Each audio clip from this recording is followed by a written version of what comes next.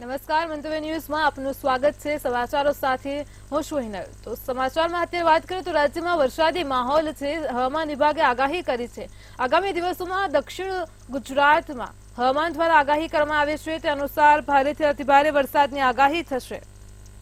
તો સાથે જ ઉત્તર ગુજરાત, સૌરાષ્ટ્ર અને મધ્ય ગુજરાતના વિસ્તારોમાં પણ ઓરેન્જ એલર્ટ આપવામાં આવ્યું છે। તો રાજ્યમાં હવામાન વિભાગ દ્વારા આગાહી કરાઈ છે। આગામી સમયમાં વરસાદની આગાહી છે। નવસારીમાં ભારેથી અતિભારે વરસાદની આગાહી કરવામાં આવી છે।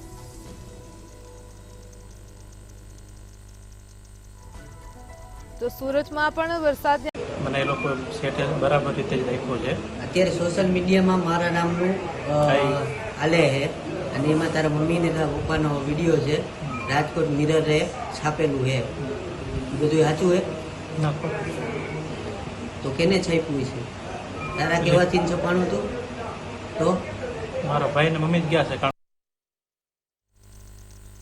અમદાવાદના મોટાભાગના રસ્તાઓ હવે ભૂવારાજમાં છવાઈ ગયા છે।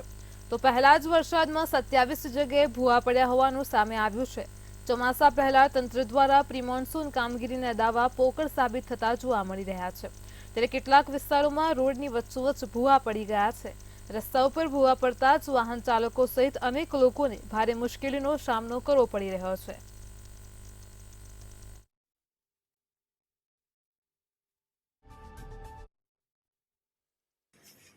અમદાવાદમાં જે અત્યારે હાલ વરસાદની સિઝનમાં કહેવાય તો લગભગ નાના મોટા થઈને 27 બ્રેકડાઉન થયા હતા।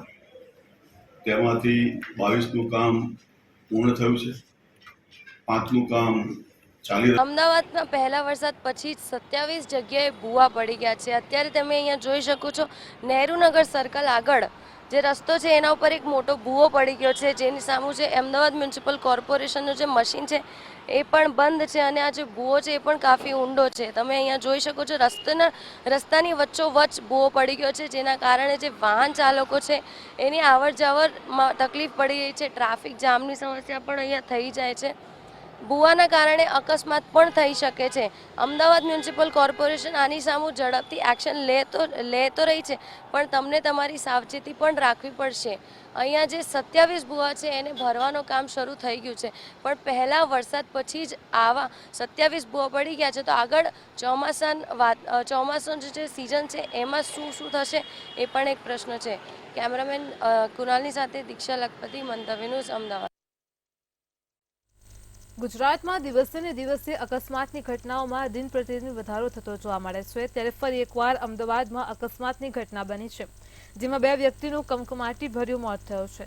ગઈકાલે જ રાત્રે અમદાવાદના એસજી હાઈવે ઉપર આવેલ પેલેડિયમ મોલ પાસે 2 કાર વચ્ચે ગમખ્વાર અકસ્માત સર્જાયો હતો, જેમાં 2 વ્યક્તિનું મોત નીપજ્યું છે, જ્યારે અન્ય 3 લોકો ઈજાગ્રસ્ત થયા છે, જેમને તાત્કાલિક ધોરણે સારવાર અર્થે સોલા હોસ્પિટલમાં ખસેડવામાં આવ્યા છે।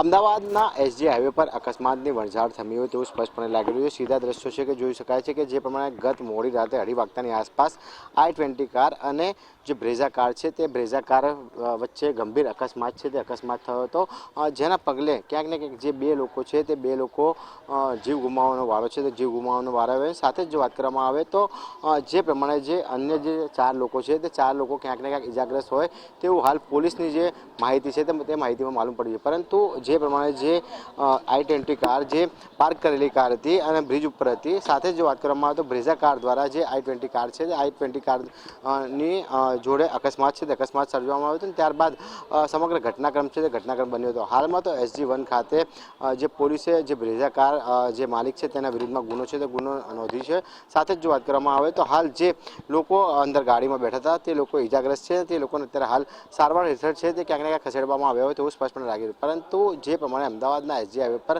અકસ્માત છે તે અકસ્માત વધી રહ્યા છે, તેને પણ ક્યાંક ને ક્યાંક પોલીસે કાબૂમાં લેવા માટેના પ્રયત્નો છે તે કરવા જોઈએ। કેમેરામેન રાહુલ વાઘેલા સાથે રવિ ભાવસાર, મંતવ્ય ન્યૂઝ, અમદાવાદ। સુરતના પાંડેસરામાં ગેસ લીકેજની ઘટના પ્રકાશમાં આવી છે। ખોદકામ સમયે ગેસ લીકેજની ઘટના બની છે, તો મંજૂરી વિના ખોદકામ થઈ રહ્યું હતું, ત્યારે પ્રમુખ પાર્ક ઇન્ડસ્ટ્રીઝમાં ગેસ લાઇનમાં ભંગાણ સર્જાયું હતું। વીજ ટ્રાન્સફોર્મર પાસે કેબલ નાખતા દરમિયાન ભંગાણ થયું હતું, ત્યારે આગની જ્વાળાઓ 20 ફૂટ ઊંચે ઉછળી હોવાનું પણ સામે આવ્યું હતું. આગને પગલે નજીકમાં આવેલું ચાનું સ્ટોલ પણ સળગ્યું હતું અને ત્યારે આ ઘટનાને લઈ ફાયર બ્રિગેડની ટીમ ઘટનાસ્થળે પહોંચી હતી. સાથે જ આગ ઉપર કાબુ મેળવ્યો હતો.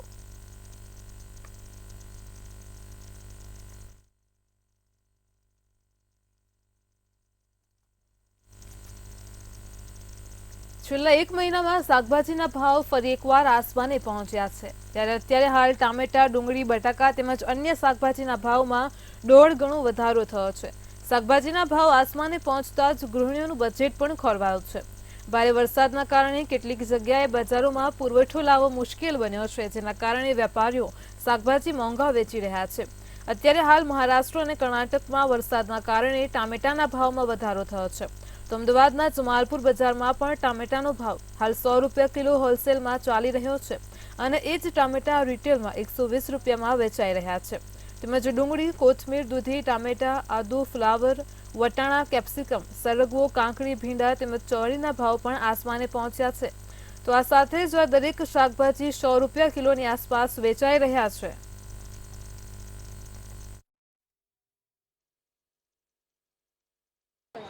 આવક ઓછી છે, વરસાદ છે, ચોમાસું છે એટલે એનાથી શાકભાજી ખરાબ બી થાય છે. સારો માલ માગે છે ગ્રાહકો અને ડિમાન્ડ વધારે છે. આવક એટલી 40% ઓછી થઈ ગઈ છે વરસાદના હિસાબે. દરેક શાકભાજી જુઓ તો મરચાં છે, ટામેટા છે, બટાકા, ડુંગળી છે, કોથમીર છે, આદુ છે, ગવાર છે, ચોળી છે, દૂધી છે, સરગવો, બધું મોંઘું છે. દરેકના ભાવ 40 થી 60% વધારે થઈ ગયા છે ભાવ. ત્યારે વધારે પડતો માલ નાસિકથી આવે છે એટલે ત્યાં આગળ વરસાદનું બધે ખરાબ થઈ જાય, એના માટે સારો માલ આવતો નથી. સારા માલનો ભાવ વધારે હોય છે. બધા ભાવ લગભગ 80-90ની એવરેજે આવે છે. ટામેટા 100 રૂપિયા કિલો છે. કઈ રીતે શું લેવું, આખું બજેટ ખોરવાઈ જાય છે અને ખ્યાલ નથી આવતો કે શું લેવું, શું ના લેવું. આ મોંઘવારી એટલી બધી વધી ગઈ છે કે જેથી આપણને બજેટ, સામાન્ય જીવન માણસનું બજેટ ખોરવાઈ જાય છે. તમે આજે શું ખરીદવા અને શું મોંઘું લાગ્યું? ટામેટા મોંઘા લાગ્યા, દેશી મકાઈ અત્યારે ના મળ્યા અને બાકી આમ જનરલી બધા 80-90 રૂપિયા છે અને શાકભાજી આમ એટલા સારા પણ નથી કે જેના ભાવ એ પ્રમાણે આપણે આપી શકીએ. દિવસે ને દિવસે દરેક વસ્તુના ભાવ જે છે તે આસમાને પહોંચી રહ્યા છે, ત્યારે અત્યંત જરૂરી એવા શાકભાજી જે છે તે મોંઘા થયા છે. અત્યારે હાલ જો વાત કરવામાં આવે તો દરેકે દરેક શાકભાજી જે છે તે 200 રૂપિયા કિલો થઈ ચૂક્યા છે. જો વાત કરવામાં આવે તો પહેલાં આપણે વાત કરીએ વટાણાની, તો વટાણા જે છે તે પણ અત્યારે હાલ 180 રૂપિયા હોલસેલ ભાવે વેચાઈ રહ્યા છે. સાથે રિટેલમાં તે 200 રૂપિયા કિલો વેચાઈ રહ્યા છે. ચોરીની વાત કરવામાં આવે તો ચોરી પણ 200 રૂપિયા કિલો વેચાઈ રહી છે. સાથે જો વાત કરવામાં આવે ભીંડા વિશે, તો ભીંડા પણ ખૂબ જ મોંઘા થયા છે ને અત્યારે હાલ 100 રૂપિયા કિલો જે છે તે ભીંડા વેચાઈ રહ્યા છે. સાથે આપણે વાત કરવામાં આવે તો બીજા શાકભાજીઓ વિશે વાત કરવામાં આવે તો લીલા શાકભાજીની સાથે ડુંગળી અને બટાકાના ભાવ પણ આસમાને પહોંચ્યા છે. સૌથી જરૂરિયાતમાં ઉપયોગમાં લેવાતા એવા ડુંગળી, બટાકા પણ ખૂબ જ મોંઘા થયા છે. અત્યારે હાલ જો વાત કરવામાં આવે તો જે બટાકા જે છે તે 50 રૂપિયા કિલો હોલસેલમાં વેચાઈ રહ્યા છે ને રિટેલમાં 70 રૂપિયા કિલો વેચાઈ રહ્યા છે.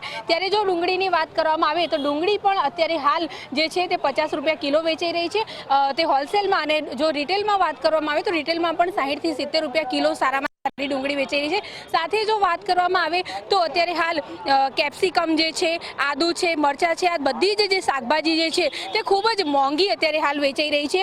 શાકભાજીના ભાવ આસમાને પહોંચ્યા છે ત્યારે ક્યાંક ને ક્યાંક ગૃહિણીઓનું બજેટ પણ ખોરવાયું છે. સાથે જો વાત કરવામાં આવે તો ટામેટા, ડુંગળી અને બટાકાના ભાવ વધતાની સાથે ગૃહિણીઓ જે છે તેઓ અત્યારે હાલ મુશ્કેલીમાં મુકાઈ છે, કારણ કે અત્યંત જરૂરી એવા શાકભાજી જ્યારે મોંઘા થાય છે ત્યારે ક્યાંક ને ક્યાંક ગૃહિણીઓનું બજેટ પણ ખોરવાતું હોય છે. ત્યારે આ શાકભાજી ક્યારે સસ્તા થશે તેને લઈને સૌથી મોટો સવાલ ઊભો થઈ રહ્યો છે. પરંતુ વેપારીઓ એવું કહી રહ્યા છે કે અત્યારે હાલ ચોમાસાની સિઝન ચાલી રહી છે અને ચોમાસાની સિઝનના કારણે થઈને માલની આવક ઓછી છે અને સામે ડિમાન્ડ વધારે છે, જેના કારણે થઈને હાલ શાકભાજી જે છે તે મોંઘા થયા છે. કેમેરા પર્સન કેતન શ્રીમાળી સાથે અનિતા પરમાર, મંતવ્ય ન્યૂઝ, અમદાવાદ. અમદાવાદનું ધોળકા શહેર દારૂડિયાઓ માટે અને અસામાજિક તત્વો માટે અડધું બનતું જઈ રહ્યું છે. તો ધોળકા ટાઉન પોલીસની પાછળના ભાગમાં જ આવેલ બિસ્મિલ્લા સોસાયટીને એક દારૂડિયાએ મોડી રાત્રે બાનમાં લીધી હતી. દારૂડિયો દારૂ પી સોસાયટીમાં ગાળો બોલતો હોવાનું સામે આવ્યું છે. આ દારૂડિયો હાથમાં લાકડી લઈને એક મકાનમાં તોડફોડ કરી રહ્યો હતો અને બેફામ ગંદી ગાળો બોલતો હતો. ત્યારે આવી પરિસ્થિતિમાં સ્થાનિક લોકો ભયના માહોલમાં જીવી રહ્યા છે. આ દારૂડિયો રોજ આવી રીતે જ દારૂ પીને સોસાયટીમાં ઝઘડા કરતો હોય છે. ત્યારે તેની વિરુદ્ધમાં ધોળકા પોલીસ કડક કાર્યવાહી કરે તે માટે લોકો માંગ કરી રહ્યા છે.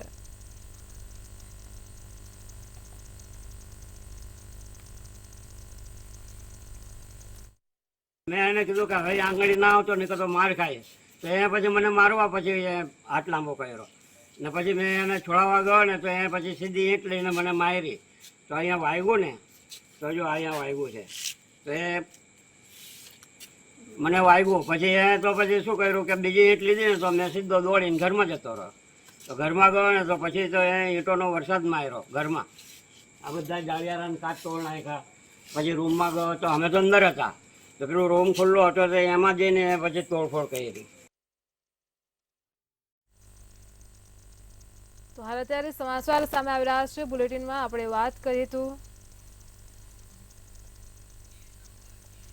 અમદાવાદના વસ્ત્રાલમાં કપિરાજનો આતંક સામે આવ્યો છે. તો ફરી એકવાર ઘટના પ્રકાશમાં આવી છે. અમદાવાદથી વસ્ત્રાલના વિશાલા એસ્ટેટમાં કપિરાજે એક વ્યક્તિ ઉપર હુમલો કર્યો હતો અને ત્યારે હુમલામાં ઇજાગ્રસ્ત વ્યક્તિને 14 ટાંકા આવ્યા છે. જોકે વસ્ત્રાલમાં ગઈકાલે કપિરાજને પકડાયાનો દાવો પણ કરવામાં આવ્યો હતો.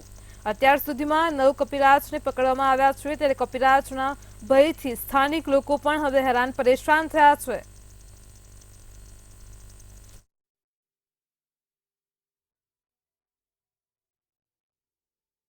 અમદાવાદમાં મગફળીના દાણાને સર્જરી દ્વારા બહાર કાઢવામાં આવ્યો છે. તો ઘટના પ્રકાશમાં આવી છે. 2 બાળકોની સિવિલ હોસ્પિટલમાં સર્જરી કરાઈ હતી. અમદાવાદની સિવિલ હોસ્પિટલમાં 2 બાળકોની શ્વાસ નળી અને અન્ય નળીમાં ફસાયેલ મગફળીનો દાણો બહાર કાઢવામાં સર્જરી દ્વારા તેને દૂર કરવામાં આવ્યો છે. તો અમદાવાદ સિવિલ હોસ્પિટલના બાળરોગ સર્જરી વિભાગના તબીબોએ પોતાની સ્કિલનો પરચો બતાવીને આ બંને બાળકોની સફળ સર્જરી કરી તેમને સ્વસ્થ કર્યા છે. જેમાં બંને બાળકોની માતાઓને શંકા જતા ડોક્ટરને બતાવવા માટે તેઓ ગયા હતા. ત્યારે અમદાવાદ સિવિલ હોસ્પિટલમાં તેમને રિફર કરવામાં આવ્યા હતા, જ્યાં એક એક્સરે કરાવ્યું અને તે જ સમયે doctor Rakesh Joshi, HOD paediatric surgery અને મેડિકલ સુપ્રિન્ટેન્ડન્ટ ડોક્ટર જયશ્રી રામજી અને એન્થેસિયા વિભાગના એસોસિએટ પ્રોફેસર ડોક્ટર નિલેશ સહિતની ટીમ દ્વારા સફળ બ્રોન્કોસ્કોપી કરીને બાળકની શ્વાસનળીમાંથી મગફળીનો દાણો બહાર કાઢવામાં આવ્યો હતો.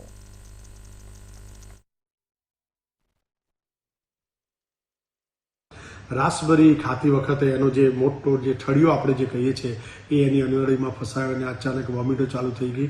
બાળક કશું પણ લઈ શકતો નહોતો. એવી પરિસ્થિતિમાં એને સિવિલમાં લઈ આવ્યા અને એને અમારા જે ફ્લેક્સિબલ લરિંગોસ્કોપ અને જે રિજિડ બ્રોન્કોસ્કોપ છે એની મદદથી એવું કહીશું કે સર્જિકલ જુગાડ કરી અને આવડો મોટો રાસબરીનો ઠળિયો એમાંથી કાઢ્યો અને આ બંને બાળકો સારા થઈ અને અત્યારે ઘરે ગયા છે.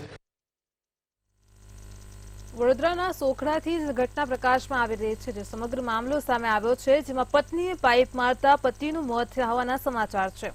કુબેર એક્ઝિમ નામની કંપનીમાં પતિ પત્ની વચ્ચે ઝઘડો થયો હતો અને ત્યારે આ સમગ્ર મામલે મંજુસર પોલીસે પત્ની વિરુદ્ધ હત્યાનો ગુનો દાખલ કર્યો છે.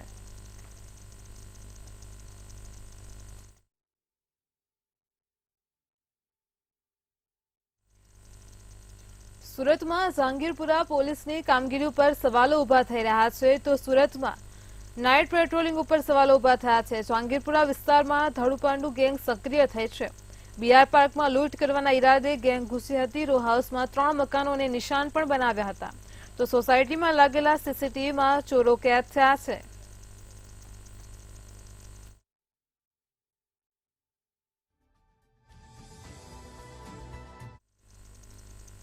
ભાવનગરમાં મંદિર હટાવવા જતા હોબાળો મચ્યો હતો. તો આજ રોજ ભાવનગરમાં મહાનગરપાલિકા દ્વારા દબાણ હટાવવાની કામગીરી હાથ ધરાઈ છે. મનપા દ્વારા મામાકોઠા વિસ્તારમાં મંદિર હટાવવા જતા હોબાળો થયો હતો, જેમાં ભૂતનાથ મહાદેવ મંદિર હટાવવા જતા સ્થાનિકો દ્વારા વિરોધ કરાયો હતો. ત્યારે દબાણ હટાવ સેલ સામે પણ ઉગ્ર વિરોધ કર્યો હતો. મામાકોઠા વિસ્તાર છે, અંબિકા સ્કૂલની બાજુમાં. આ છેલ્લા 50 વર્ષથી ભૂતનાથ મિત્ર મંડળ હાલે છે. અમે સામાજિક કાર્ય કરતા થઈએ છીએ. દર વખતે રથયાત્રા છે, તાજિયા છે, કોઈ પણ હોય જુલુસ કે કોઈ પણ હોય, અમારું પાણીની વિતરણ હોય, પ્રસાદી હોય કે શિવરાત હોય, અમારે શિવરાતનો ધામધૂમથી ઉજવણી કરીએ છીએ. પછી શ્રાવણ મહિનાની અમારે રુદ્રી આખા વર્ષ થાય છે. છેલ્લા 15 વર્ષથી અમે રુદ્રી નહીં કરીએ છીએ. આટલામાં બધા રહીશો અહીંયા આવે છે. બધાની એક લોટો બેનું દીકરીઓ કોઈને અમારે અહીંયા બધાને 50 વર્ષ પહેલા હું તળાજામાંથી લિંગ લાવ્યો હતો અને હું ડોન ચાર બધામાં હતા. લિંગ નથી લાવીને સ્થાપના કરી હતી અમે એને લે. એ પછી 2-3 વખત મોમેડન લોકો તોડાવ્યા હતા. હું હોઈ ગયો હતો. પછી બધા પાછા ગયા હતા. આટલા વર્ષથી હું આની પૂજા પાઠ કરું છું. અહીં કોઈ એવું ખરા માણસો અહીં આવતા નથી. મંદિર અમારું છે ને અમે રાખવા માંગીએ છીએ. અમે કોઈને અડચણ. સુરતમાં ભાજપના કોર્પોરેટર ઉપર ગંભીર આક્ષેપો લાગ્યા છે. સમાચાર સામે આવ્યા છે સુરતથી. સુરત શહેરમાં ભાજપના કોર્પોરેટર અમિતસિંહ રાજપૂત વિવાદમાં સપડાયા છે. પ્રમોદ બિલ્ડિંગ દ્વારા ભાજપના કોર્પોરેટર પર ગંભીર આરોપ લગાવવામાં આવ્યા છે. બિલ્ડરના આરોપો પ્રમાણે 36 લાખ માટે કોર્પોરેટર અમિતસિંહે તેમના 7 શાગીરતો સાથે મળીને બિલ્ડરનું અપહરણ કર્યું હતું અને ત્યારબાદ તેને મારીને ધમકાવીને 4 કરોડ રૂપિયાની કિંમત ધરાવતી 9 દુકાન લખાવી લીધી હતી. આ ઉપરાંત બિલ્ડર પાસેથી કુલ 95 લાખ પણ પડાવી દીધા હતા. તો બિલ્ડરનું પ્રમોદ દ્વારા અપહરણ કરતા સીસીટીવી ફૂટેજ પણ હોવા છતાં પોલીસે ગુનો નોંધ્યાનો આક્ષેપ કરવામાં આવ્યો છે.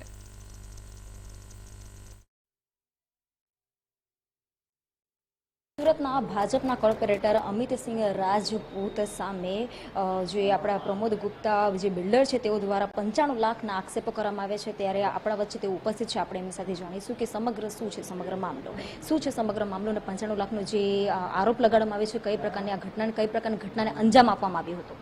मैडम मेरा नाम प्रमोद गुप्ता है.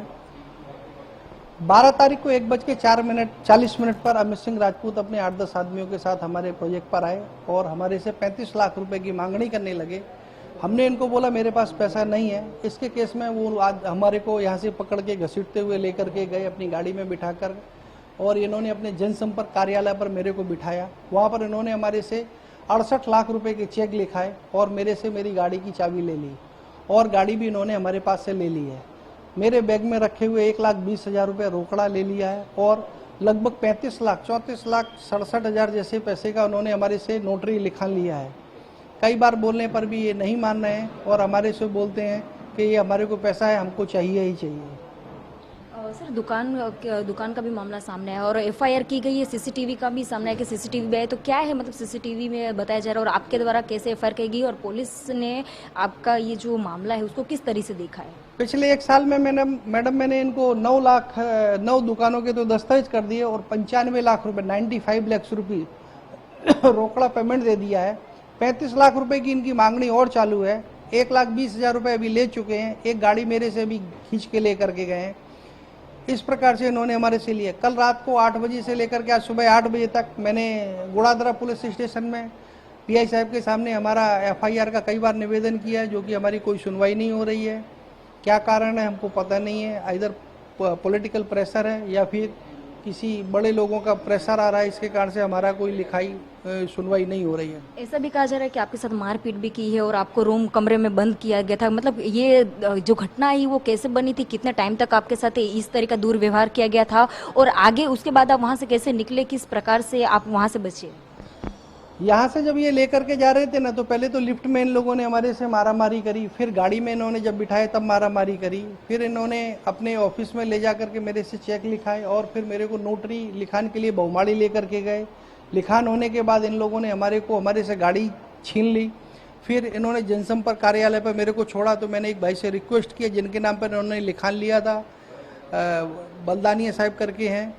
इन्होंने हमारे से लिखान लिया. उनको मैंने बोला तो उन्होंने हमारे को राधा माधव प्रोजेक्ट तक छोड़ा है और फिर मैं इस प्रकार से यहाँ पर आया हूँ. और आगे की प्रवृत्ति जो कि हमारा वकील साहब कर रहे हैं और मैंने गुड़ादरा पुलिस स्टेशन में एफआईआर के लिए तैयारी की है, जो कि हमारी कोई सुनवाई हो नहीं रही है.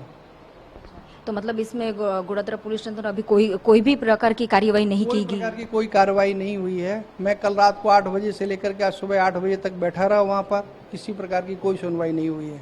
ऑल टोटल कितना लाख का मुद्दा माल और किस प्रकार का माल गया? मैंने अभी तक उनको 9 दुकानें दस्तावेज कर दी हैं. 95 लाख रुपए रोकड़ा दे दिया है. 1,20,000 रुपये एक रोकड़ा इन्होंने ले लिया है. एक कार ले ली है मेरे से और 35 लाख रुपए के चेक जो कि भी लिख के ले लिए और 68 लाख रुपए के और चेक ले लिए हैं. તો જોઈ શકો છો કે 95 લાખનું જે રોકડાઓ છે, 9 દુકાનો છે, કાર સહિત અને જે એમની સાથે મારધાડ કરવામાં આવી હતી ત્યારે એમના દ્વારા આક્ષેપો પણ કરવામાં આવ્યો છે કે ગોળાદરા પોલીસ છે તેઓ કાર્યવાહી કરી રહી નથી અને તેમનો પક્ષપાત હોય તે પ્રકારની જે આ ઘટનાઓ છે તે સામે આવી રહી છે તેમના દ્વારા આક્ષેપો કરવામાં આવી છે અને સીસીટીવી દ્વારા તે લોકોની ગુહાર લગાવવામાં આવી રહી છે કે અમને ન્યાય આપે ને જે આ પ્રકારની જે આ કાર્યવાહી છે તે કાર્યવાહી સંપૂર્ણપણે તેની તપાસ થવી જોઈએ અને જે મામલો છે તે સમગ્ર બહાર આવવો જોઈએ. કેમેરા પર્સન કેશી વઘાસિયા સાથે પૂજાની સાથે મંતવ્ય ન્યૂઝ સુરત. સુરતમાં પૂર્વ પતિએ પૂર્વ પત્નીનું અપહરણ કર્યું હતું. જે સમગ્ર મામલો પ્રકાશમાં આવ્યો છે. સુરતથી પૂર્વ પત્નીનું અપહરણ કરવા માટે મધ્યપ્રદેશથી આવેલા પૂર્વ પતિ સહિત 4 લોકોની પૂણા પોલીસે ધરપકડ કરી છે. પોલીસે પૂર્વ પત્નીનું અપહરણ કરવાના ઈરાદે આવેલા 4 ઇસમોને અપહરણ કરતા પહેલા જ ઝડપી પાડ્યા હતા અને સાથે જ પોલીસે આરોપી પાસેથી બંદૂક સહિત 10.30 લાખથી વધુનો મુદ્દામાલ પણ જપ્ત કરી કાયદેસરની કાર્યવાહી હાથ ધરી હતી.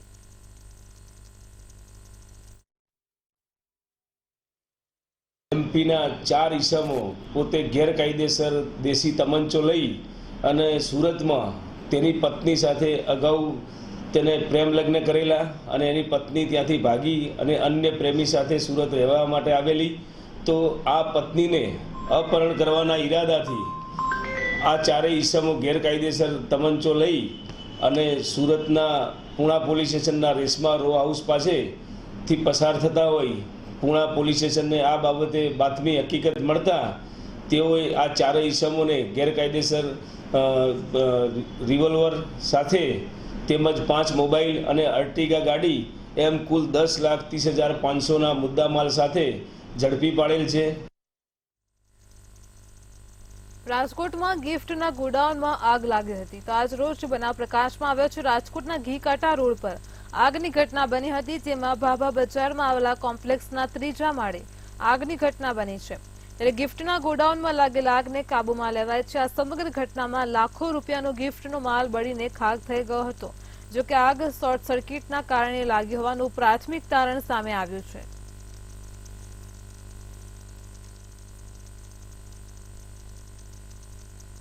करीबन 10 बजे के बाद मैंने देखा था कि ऊपर सारे धुआं उड़ रहा था और इसलिए मैंने पुलिस वाले को भी फ़ोन करके बोला कि आप कुछ भी हो जल्दी से आ जाइए ताकि ज़्यादा जान-हानि ना हो. उस हिसाब से मैंने बाद में फायर ब्रिगेड वाले को भी फ़ोन किया तो वो सब आ गए उसके साथ. સમાચારોમાં હાલ આટલું જ. પડે પણની અપડેટ મેળવતા રહો માત્ર મંતવ્ય ન્યૂઝ પર. નમસ્કાર.